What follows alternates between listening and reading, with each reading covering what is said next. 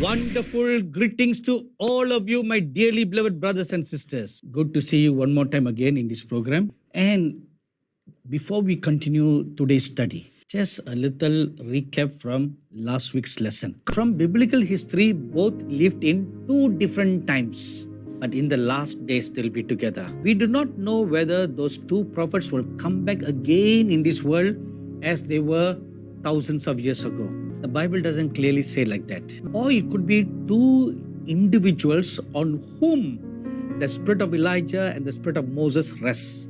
And they could be used exactly like that. There is a possibility like that. Before the prophet Moses died, he laid his hands on his successor Joshua.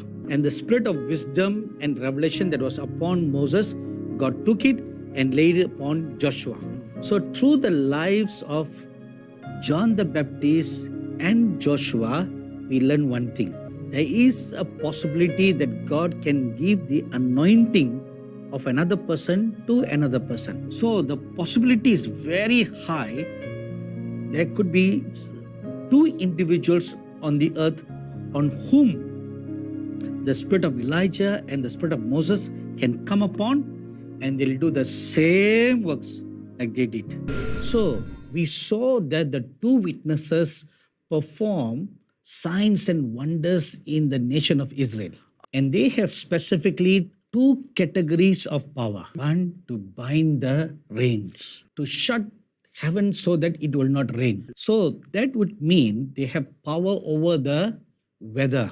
You know what happened during the days of the prophet Elijah, where he bounded the clouds and the sky so that it doesn't rain. But in the last days, when the two witnesses are here, their powers will not only be limited to shutting the heavens from raining, but also over the weather and the atmosphere. Let me give you one example. In Revelation chapter 7, verse 1, we read that 4 angels were holding the 4 winds of heaven from beating against one another. See, wind is a product of nature, and these angels are holding them, which means God has control over the movement of the winds. And we also read in the Gospels that once when the Lord Jesus Christ was going from Galilee to Gennesaret, being very tired, he slept in the boat. But a big storm arose, and the sea waves rose up very high. And when the Lord Jesus was awoken, he looked at the storm, he looked at the wave, and he commanded them to be peaceful and be still. See, what does this show? This is similar to the angels holding the winds in their hands. The Lord Jesus Christ had absolute authority and control over the atmospheric condition. So these two witnesses will have powers like that, not just limited to rainfall or binding the rain, but also to command storms, command atmospheric changes to come. If you look at the life of the prophet Moses, we know that he performed 10 different kinds of wonders in Egypt. What are they? Water turned into blood. So that is nature. But even the composition in the water changes. And frogs came out of the water to cover the land. And lice came to cover the land. And then came the flies and came locusts. So 4 kinds of winged creatures, they had power over them. Then they commanded serious diseases, plague, or we are now very familiar with the word pandemic, that came over Egypt. A pandemic came upon animals. Then a pandemic of boils over people's hands came. So 2 incidences where diseases were commanded by the prophets, and it came as a result of judgment. And then we find he had authority over the hail and fire. And then he commanded darkness to cover the whole land.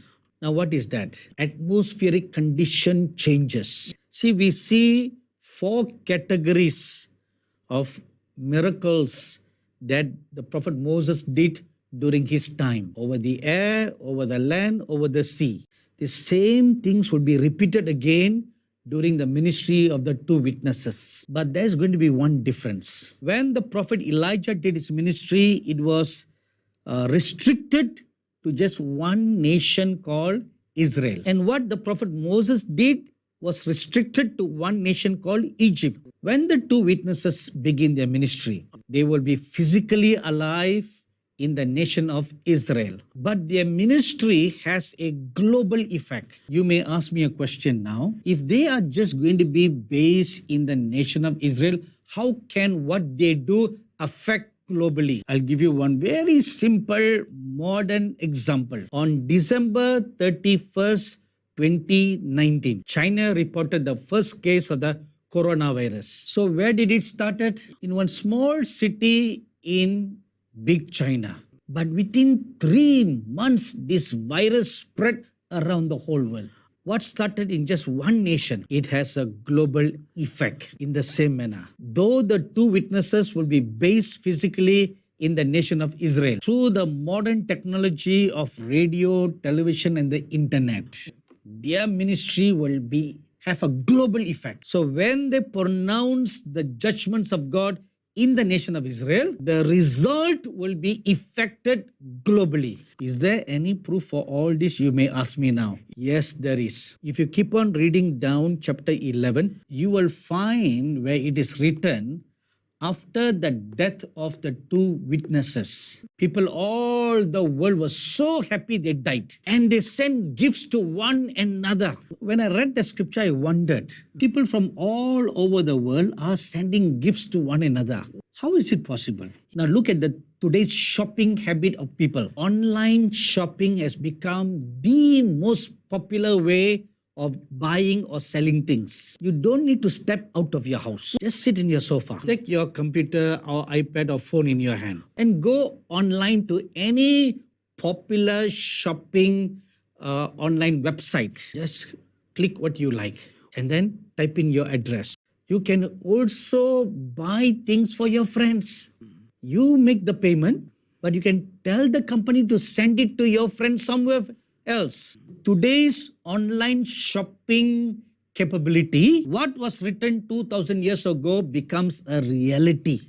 So for people of the whole world to be so joyful, happy, and send gifts to one another after the death of the two witnesses tells us they were all affected by them. Another possibility for this to happen is this. The Bible tells us God is a God who is far and near, and his hand is not shortened that he cannot reach out to save anybody. I'll give you a very good example. There are at least minimum two examples in the Holy Bible. Once a Roman centurion came to the Lord Jesus for prayer. His servant is so sick at home. He was in a terrible condition, even nearing death. The centurion came and asked the Lord, begged the Lord to heal his servant. And the Lord said, all right, I'll come with you. He said, no, Lord, you don't come. You are a person of great authority. Now just speak the word. My servant who's so far away, he will be healed. And that's exactly what happened. We do not know how far away the centurion's house was from where the Lord Jesus was. Either half a kilometer or 1 kilometer, we don't know. But when the Lord Jesus said, according to your faith, be it unto you. And the Bible says that very hour, that servant was healed. And we read another incident. Now, before we go to the other incident, this first incident took place in Israel. Now, the second incident, a woman from outside Israel, Samaria, other region, came to the Lord Jesus for prayer.